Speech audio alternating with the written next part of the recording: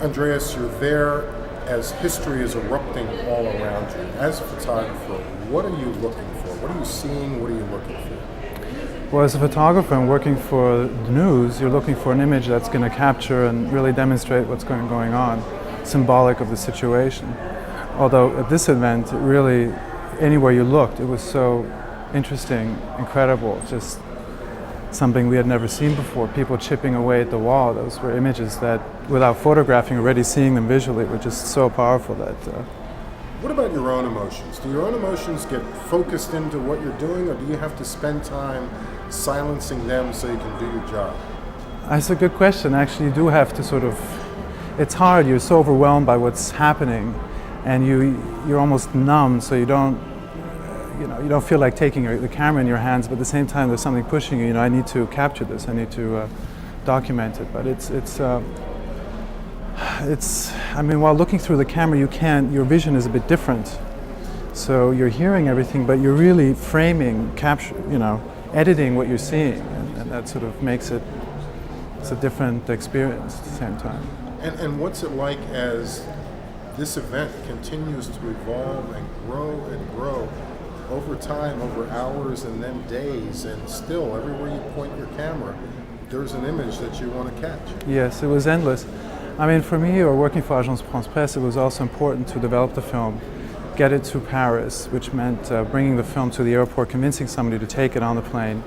So often we had to leave the scene, and that was sort of very important for us to be the first to bring the film to the other newspapers and whatever.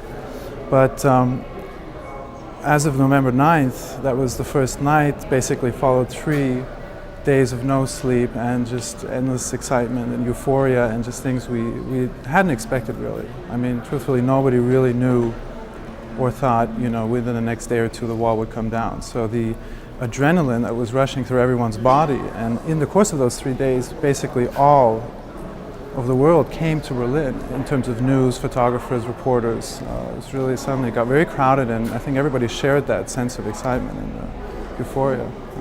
What does it feel like, and what do you feel inside when you look at these images 10 years later in an environment where you can take it at your own pace, where you have 10 years that you can reflect on what you're looking at in those images? Frankly, yes, it's been 10 years, and I find myself, like all these things, memories coming up slowly, and not only over those 3 climactic nights, but how it came to that point and what happened afterwards, to Berlin as a city, to the people of Germany, to it involved so much, and it was emotionally so complex. I mean, it wasn't just pure excitement, it was just all the things that led up to it. The courage of the people who went to the streets to express their vision. We are one people, we want freedom, to the actual success of that in a peaceful way. I mean, there was no one who got killed. And actually seeing the first people charge the wall, crawl over it, to then the gradual, people streaming through the wall, and seeing, West Berliners, complete strangers, embracing them, and tears of joy to sort of, the West Berlin government decided to give 100 D-marks to each East Berliner coming over, and just seeing people starting to buy things with money, and to the unification of Germany. It's such a, I think every step of the process was, nobody really had counted with that this is going to happen. It's really so today, 10 years later, I'm still sort of overwhelmed and somewhat confused, actually. It's just because so many of these powerful memories are surfacing at the same time. Usually when we think of emotion, especially in a photograph, we think of the face. Mm-hmm. In this case, the wall itself was one of the characters. It had its own personality. Yes. How many other places, how many other images conveyed emotion besides the faces of the people?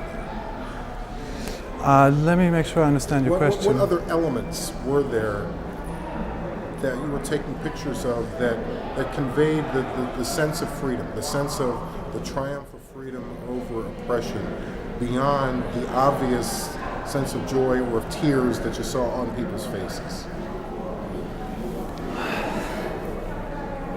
I don't know, everything.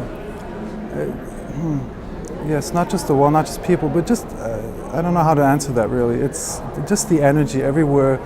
There was just a mood in Berlin. I mean, I don't quite know how to answer that. Okay. Okay. All right. We'll end with that. You're good. Okay. You're good. Thank you.